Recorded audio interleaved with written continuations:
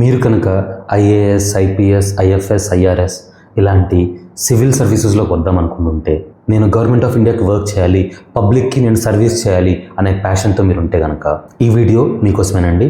ఎందుకంటే ఈ వీడియోలో అసలు యూపీఎస్సీ సివిల్ సర్వీస్ ఎగ్జామినేషన్ అంటే ఏంటి, దాని ఎలిజిబిలిటీ ఏంటి, దానికి ఎంత ఖర్చు అవుతుంది, కోచింగ్ ఎక్కడ తీసుకోవాలి, పాస్ అయిన తర్వాత కెరీర్ ఆప్షన్స్ ఎలా ఉంటాయి, ఒకవేళ ఫెయిల్ అయితే కెరీర్ ఆప్షన్స్ ఏమైనా ఉంటాయా, ఎంత టఫ్గా ఉంటుంది, ఈ డీటెయిల్స్ మొత్తం మీకు క్లియర్గా ఎక్స్ప్లెయిన్ చేస్తానండి. కాబట్టి 1 minute కూడా స్కిప్ చేయకుండా వీడియో చివరి వరకు చూడండి. ఒకవేళ మీరు కనుక మన వీడియోస్ ఫస్ట్ టైం చూస్తుంటే ఇలాంటి ఎన్నో మంచి ఎడ్యుకేషనల్ వీడియోస్ కోసం మన ఛానల్ బియాండ్ ద బుక్స్కి సబ్స్క్రైబ్ చేసుకోండి. అసలు ఫస్ట్ యూపీఎస్సీ అంటారు కదా, అసలు యూపీఎస్సీ అంటే ఏంటి? Union public service commission. ఈ యూపీఎస్సీ అనే వాళ్ళు కొన్ని టాప్ గవర్నమెంట్ అడ్మినిస్ట్రేషన్ పొజిషన్స్కి, like IAS, Indian administrative services, మనందరం కలెక్టర్ అనుకుంటాం కదా, వాటికి, అలాగే ఐపీఎస్, ఇండియన్ పోలీస్ సర్వీసెస్ వాటికి, అలాగే IFS, Indian foreign services, IRS, Indian revenue services, ఇంకా ఇలా ఎన్నో రకాల పబ్లిక్ సర్వీస్ పొజిషన్స్కి ఎగ్జామ్ కండక్ట్ చేస్తారు. దాన్నే సిఎస్ఈ అంటే సివిల్ సర్వీస్ ఎగ్జామినేషన్ అంటారు. ఓకే, సో ఈ ఎగ్జామ్ కండక్ట్ చేసేది యూపీఎస్సీ వాళ్ళు, అంతేకాని ఎగ్జామ్ పేరు యూపీఎస్సీ కాదు. ఈ ఎగ్జామ్ పేరు సివిల్ సర్వీస్ ఎగ్జామినేషన్. దీన్ని కండక్ట్ చేసే వాళ్ళు యూనియన్ పబ్లిక్ సర్వీస్ కమిషన్. మనకు ఎలా అయితే 10th, ఇంటర్లో board of intermediate education, board of secondary and higher education ఇలా వీళ్ళు కండక్ట్ చేస్తారో, అలాగే సివిల్ సర్వీస్ ఎగ్జామినేషన్స్ కూడా యూపీఎస్సీ అనే ఒక బోర్డు కండక్ట్ చేస్తుందన్నమాట.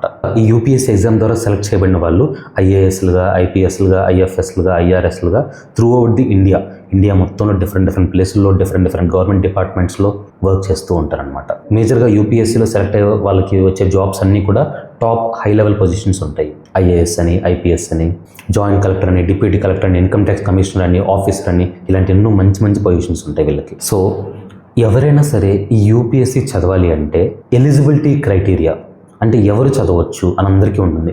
చాలామంది 10th క్లాస్ అయిపోయిన వాళ్ళు, ఇంటర్మీడియట్ అయిపోయిన వాళ్ళు నాకు యూపీఎస్సీ చేయాలనుంది అనుకుంటూ ఉంటారు. ఒకటి గుర్తుంచుకోండి, యూపీఎస్సీ వాళ్ళు పెట్టే సివిల్ సర్వీస్ ఎగ్జామినేషన్ అనేది అదొక డిగ్రీ కాదు, అది ఒక సెలక్షన్ ఎగ్జామినేషన్. అందులో మీకు సెలెక్ట్ అయితే జాబ్ వచ్చింది, అంతేకాని యూపీఎస్సీ సివిల్ సర్వీస్ ఎగ్జామినేషన్ రాస్తే మీకు ఒక డిగ్రీ రాదు. ఈ బేసిక్ క్లారిటీ కూడా చాలామందికి లేదు. యూపీఎస్సీ అనేది ఒక చదువు అనుకుంటున్నారు, అది చదువు కాదు. అది గవర్నమెంట్ జాబ్స్ కోసం, ఇలాంటి టాప్ అడ్మినిస్ట్రేషన్ జాబ్స్ కోసం పెట్టే ఒక ఎంట్రన్స్ ఎగ్జామ్ అనమాట. ఓకే, మరి దానికి ఏంటి సార్ చదువు అంటే, ఆ ఎగ్జామ్ రాయడానికి ఒక క్వాలిఫికేషన్ ఉంటుంది. మినిమం క్వాలిఫికేషన్ ఏంటి అంటే మీరు గ్రాడ్యుయేషన్ చేసి ఉండాలి మినిమం. ఇంకా మీకు అర్థమయ్యేది చెప్పాలంటే మినిమం మీకు డిగ్రీ ఉండాలి. ఆ డిగ్రీ ఎందులో చేయాలి సార్ అంటే అది మీ చాయిస్. పలానా ఫీల్డ్లోనే డిగ్రీ చేయాలని రూల్ ఏం లేదు. మీరు బీటెక్ చేసి సివిల్ సర్వీస్ రాస్తారా, హ్యాపీగా రాసుకోవచ్చు. ఎంబీఏ చేసి రాస్తారా, రాసుకోవచ్చు. బీకామ్ చేసి రాస్తారా, రాసుకోవచ్చు. బీఎస్సీ చేసి రాస్తారా, రాసుకోవచ్చు. బీఏ చేసి రాస్తారా, రాసుకోవచ్చు. డాక్టర్ చేసిన తర్వాత వస్తారా, రావచ్చు. సిఏ చేసి వస్తారా, రావచ్చు.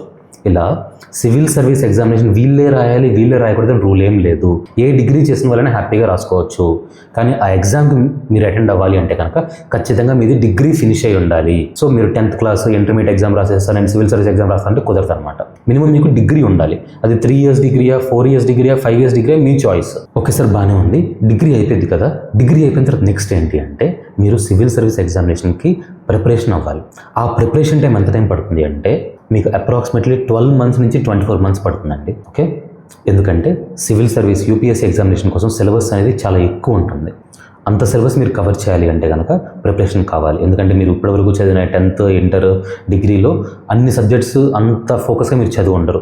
చాలామంది డిగ్రీతో పాటే యూపీఎస్సీ కూడా కోచింగ్ తీసుకుంటూ ఉంటారు. అలా తీసుకున్నా కూడా చాలా బాగుంటుంది. ఈ సివిల్ సర్వీసెస్లో ఎలాంటి సబ్జెక్ట్స్ ఉంటాయి, ఎలాంటి క్వశ్చన్స్ అడుగుతారు అని చాలామంది కన్ఫ్యూజ్ అవుతూ ఉంటారండి. సో ఈ సివిల్ సర్వీస్ ఎగ్జామినేషన్లో ఉండే మెజారిటీ టాపిక్స్ ఏంటి అంటే politics, economy, Geography, history, environmental issues, current affairs, general studies, ఇలా ఇన్ జనరల్గా మన సొసైటీలో, మన సరౌండింగ్స్లో ఉండే ప్రతి ఒక్క విషయం గురించి అడుగుతారండి. సివిల్ సర్వీసెస్లో ఎగ్జాక్ట్గా ఈ టాపిక్ నుంచి క్వశ్చన్ వచ్చేది, ఈ టాపిక్ నుంచి రాదు అని ఎక్కడా ఉండదు. వాళ్ళు ఎక్కడి నుంచి అయినా సరే ఏ క్వశ్చన్ అయినా సరే అడగచ్చు అనమాట. సో ఇలాంటి సిలబస్ ఉంటుంది. మేజర్గా మీరు ఎక్కడో మూవీస్లోనో లేకపోతే బయట ఎవరి దగ్గర వినేసి సివిల్ సర్వీస్ అంటే ఎవరు పడితే వాళ్ళు వచ్చేస్తూ ఉంటారు, కానీ అందరికీ సెట్ అవ్వదండి. ఎందుకంటే దీనికి కావాల్సిన హార్డ్ వర్క్ వేరు, దీనికి ఉండాల్సిన మైండ్ సెట్ వేరు.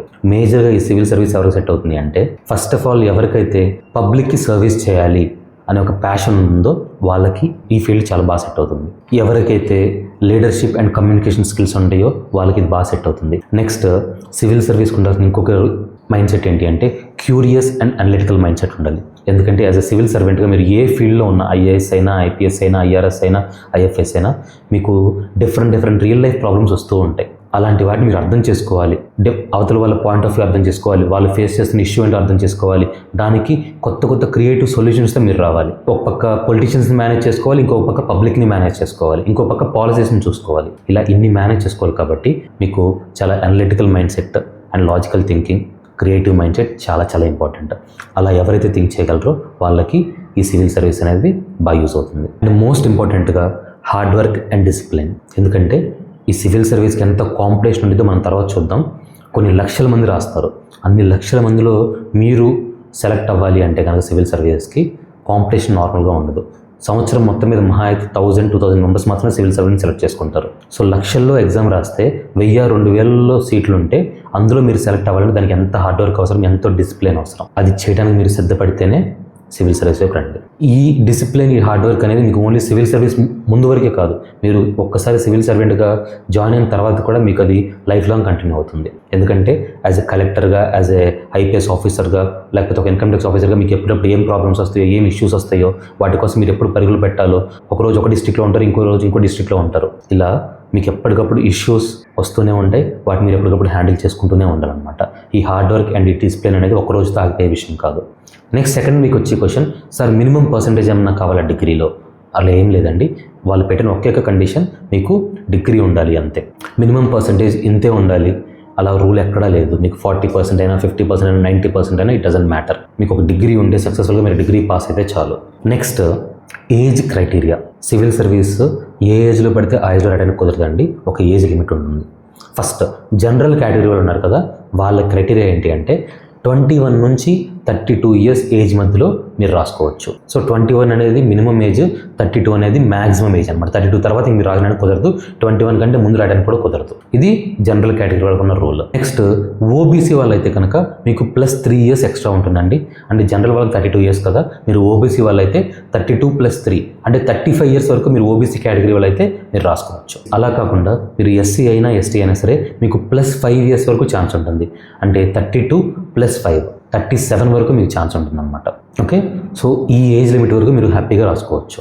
Next number of attempts. Sir ఎన్నిసార్లు రాసుకోవచ్చా? ఏజ్ ఎంత చెప్పారు కదా, ఈ మధ్యలో ఎన్నిసార్లు రాసుకోవచ్చా అంటే లేదండి, దానికి కూడా కొన్ని కండిషన్స్ ఉన్నాయి. మీరు కనుక జనరల్ కేటగిరీ వాళ్ళు అయితే కనుక 6 టైమ్స్ మీరు అటెంప్ట్ చేసుకోవచ్చు.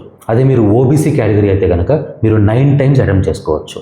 అదే మీరు ఎస్సీ కానీ, ఎస్టీ కానీ అయితే కనుక మీకు అన్లిమిటెడ్ అటెంప్ట్స్, మీరు ఎన్నిసార్లైనా అటెంప్ట్ చేసుకోవచ్చు అనమాట. ఇప్పుడు ఈ సివిల్ సర్వీస్ ఎగ్జామినేషన్ ప్యాటర్న్ ఎలా ఉండదో చూద్దామండి. అడ్మిషన్ ప్రాసెస్ ఇది టోటల్గా 3 లెవెల్స్లో ఉంటుంది. స్టేజ్ 1 వచ్చేసి prelims exams, stage 2 mains exams, stage 3 personal interview. Level 1 prelims exams వచ్చేసి మీకు ఆబ్జెక్టివ్ టైప్ క్వశ్చన్స్ ఉంటాయి అనమాట.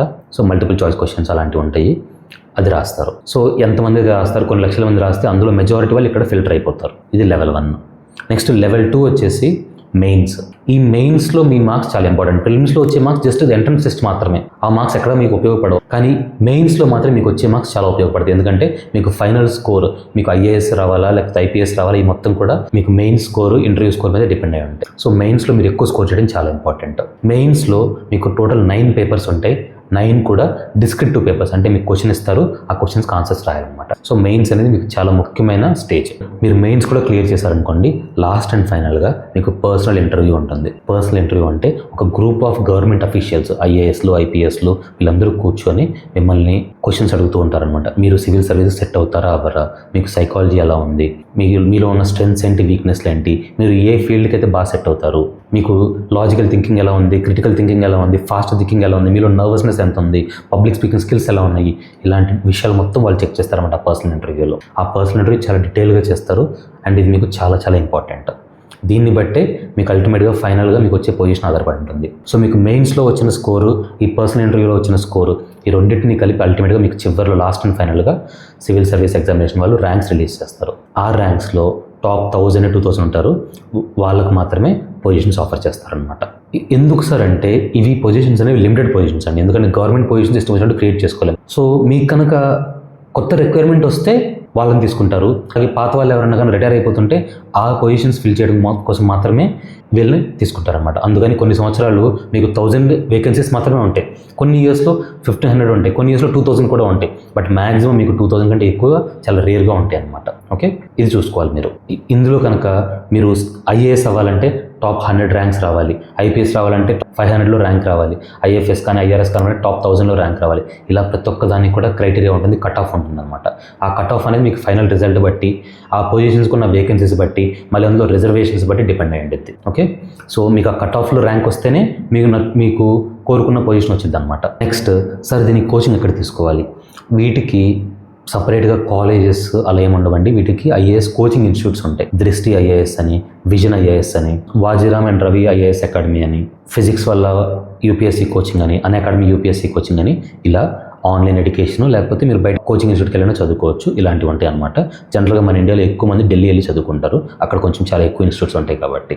ఇది కూడా ఏ ఇన్స్టిట్యూట్ పడితే ఆ ఇన్స్టిట్యూట్లో మీరు జాయిన్ అవ్వద్దు. ఆ ఇన్స్టిట్యూట్లో కనుక మీకు ex IAS officers, IPS, IFS officers, X civil servants అంటే ఆల్రెడీ ఎవరైతే ఆ ఎగ్జామ్ క్రాక్ చేసి గవర్నమెంట్కి వర్క్ చేస్తారో అలాంటి వాళ్ళు ఎక్కడైతే ఫ్యాకల్టీగా ఉంటారో అలాంటి ఇన్స్టిట్యూట్లో మీరు జాయిన్ అవ్వండి. ఎందుకంటే వాళ్ళకు నాలెడ్జ్ ఉంటుంది, ఎగ్జామ్ ఎంత టఫ్గా వచ్చింది, ఎలా ప్రిపేర్ అవ్వాలి, ఎలా ఎగ్జామ్ ప్రజెంట్ చేయాలి, ఈ మొత్తం కూడా వాళ్ళకి తెలుస్తాయి. నెక్స్ట్, సార్ దీనికి ఎంత ఖర్చు అయింది అంటే అది ఎవరూ చెప్పలేరండి. ఎందుకంటే కొంతమంది జస్ట్ బుక్స్ మాత్రమే కొనుక్కొని ఇంట్లో చదివేసుకుంటారు, వాళ్ళకి కొన్ని వేలతో అయిపోతుంది. కానీ కొంతమంది కాలేజ్కి వెళ్ళి చదువుకుంటారు, వాళ్ళకి ₹1,00,000 వరకు అవ్వచ్చు, ₹1,50,000 వరకు అవ్వచ్చు.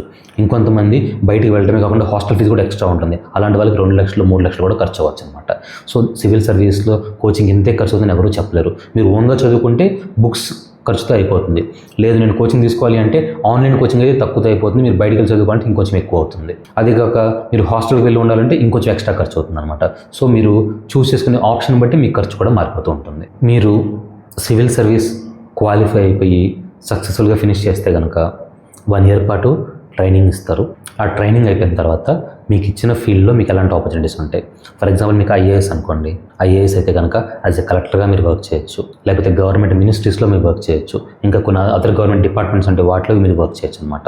అలా కాకుండా మీరు ఐపీఎస్ అయితే కనుక మీరు డిఫరెంట్ స్టేట్స్లో డిఫరెంట్ పోలీస్ సర్వీస్లో వర్క్ చేస్తూ ఉంటారు. కొంతమందికి సిబిఐలో పొజిషన్స్ ఆఫర్ చేస్తారు, కొంతమందికి క్రైమ్ అండ్ ఆర్డర్ డిపార్ట్మెంట్స్ అని ఉంటాయి, వాటిల్లో పొజిషన్స్ ఇస్తారనమాట. అలాగే మీకు ఐఎఫ్ఎస్లో వస్తే కనుక మీకు ఫారెన్ ఎంబసీస్ ఉంటాయి, అంటే ఇండియన్ కంట్రీకి సంబంధించి ఫారెన్లో డిఫరెంట్ కంట్రీస్లో, యూఎస్లో, యూకేలో, కెనడాలో, ఇలా ప్రతి ఒక్క కంట్రీలో కూడా ఎంబసీస్ ఉంటాయి, ఇండియన్ ఎంబసీస్.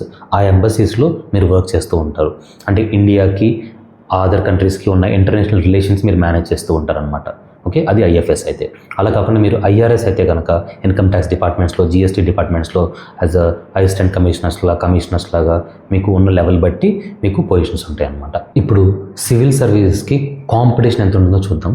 ఇండియాలో ప్రతి సంవత్సరం కూడా అప్రాక్సిమేట్గా సివిల్ సర్వీసెస్కి 10 లక్షల నుంచి 15 లక్షల మధ్యలో రాస్తారండి ఎగ్జామ్. అందులో చివరిగా మీకుండే వేకెన్సీస్ ఎంత అంటే సుమారు 1000 నుంచి 2000. అంటే మీకు సక్సెస్ రేట్ ఎంత అంటే 0.02% మాత్రమే.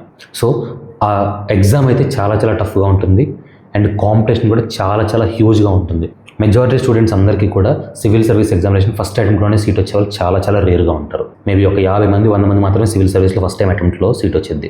బట్ రిమైనింగ్ అందరూ 2 years 3 years 4 years 5 years 6 years ఇలా కష్టపడుతూ ఉండి ఎప్పుడుకో సీట్ కొడతారనమాట. దీని రియాలిటీ తెలుసుకొని మాత్రమే అడుగు పెట్టండి. ఎందుకంటే చాలామంది ఈ బేసిక్ డీటెయిల్స్ తెలుసుకోకుండా సివిల్ సర్వీస్ చేద్దామని ఊరికే జస్ట్ షో కోసం వచ్చేసి కష్టానికి భయపడిపోయి 4 సంవత్సరాలు 5 సంవత్సరాలు అటెంప్ట్లు వచ్చేసి లైఫ్లో ఏం చేయాలో తెలియక స్టక్ అయిపోయిన వాళ్ళు బోల్డ్ మంది ఉన్నారు. మీరు ఆ కేటగిరీలో ఉండొద్దు.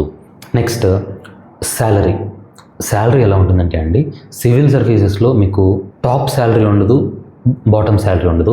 శాలరీ అనేది చాలా యావరేజ్గా ఉంటుంది. సివిల్ సర్వీస్ ఎవరు కూడా శాలరీ కోసం రారు, దాన్ని ఒక ప్యాషన్గా తీసుకొని వస్తారు. పబ్లిక్ సర్వీస్ అంటే ప్యాషన్తో ఇంట్రెస్ట్తో వస్తారు తప్ప శాలరీ కోసం సివిల్ సర్వీస్కి ఎవరు రారు. అట్లాగని వాళ్ళు ఏమైనా పే చేయాలంటే లేదు, డీసెంట్గా పే చేస్తారు. బట్ మెజారిటీ సివిల్ సర్వీస్కి గవర్నమెంట్ బెనిఫిట్స్ ఎక్కువ ఇస్తుంది అనమాట. వాళ్ళకి ఓన్ క్వార్టర్స్ అని, ఓన్ వెహికల్, వాళ్ళకి డ్రైవర్, ఇంట్లో మెయిడ్, తర్వాత వాళ్ళకి ఇన్సెంటివ్స్, ఎలక్ట్రిక్ ఇన్సెంటివ్స్ అని, టెలిఫోన్ ఇన్సెంటివ్స్ అని, అలా వాళ్ళ ప్రతి ఒక్క ఖర్చు, వాళ్ళ పిల్లలకి ఎడ్యుకేషన్ ఇన్సెంటివ్స్ అని, ఇలా వాళ్ళ మెజారిటీ ఖర్చులు మొత్తం కూడా గవర్నమెంటే చూసుకుంటుంది. అండ్ వాళ్ళకి ప్రతి నెల శాలరీ అనేది యావరేజ్గా ఉంటుంది. స్టార్టింగ్లో ఒక 56,000 నుంచి స్టార్ట్ అవుతుంది అనమాట. 56,000 ప్లస్ ఇందులో చెప్పారు కదా బెనిఫిట్స్ అవి ఉంటాయి. అలా కాకుండా వాళ్ళు రిటైర్ అయిపోయే టైంకి వాళ్ళకి మంత్లీ ఎంత వస్తాయి, సుమారు 1,50,000 నుంచి 2.5 లక్షల మధ్యలో 3 లక్షల మధ్యలో ఉండే ఛాన్స్ ఉంటుంది అనమాట. వాళ్ళకి వచ్చే రెస్పెక్ట్ బట్టి, వాళ్ళకి ఇచ్చే గవర్నమెంట్ ఇచ్చే బెనిఫిట్స్ బట్టి వాళ్ళ లైఫ్ చాలా బాగుంటుంది. ఐ థింక్ మీ అందరికీ సివిల్ సర్వీస్ గురించి, యూపీఎస్సీ గురించి ఒక క్లారిటీ వస్తుంది అనుకుంటున్నాను. ఇంకా మీకు ఏమైనా డౌట్స్ ఉంటే కామెంట్ సెక్షన్లో మెన్షన్ చేయండి, నేను రిప్లై ఇస్తాను. ఈ వీడియో మీకు నచ్చితే లైక్ చేయండి, ఉపయోగపడుతుంది అనుకుంటే మీ ఫ్రెండ్స్కి, ఫ్యామిలీకి షేర్ చేయండి. ఇలాంటి ఎన్నో మంచి వీడియోస్ కోసం మన ఛానల్ బియాండ్ ద బుక్స్కి సబ్స్క్రైబ్ చేసుకోండి. Thank you so much for watching. CS Sai Krishna, signing off.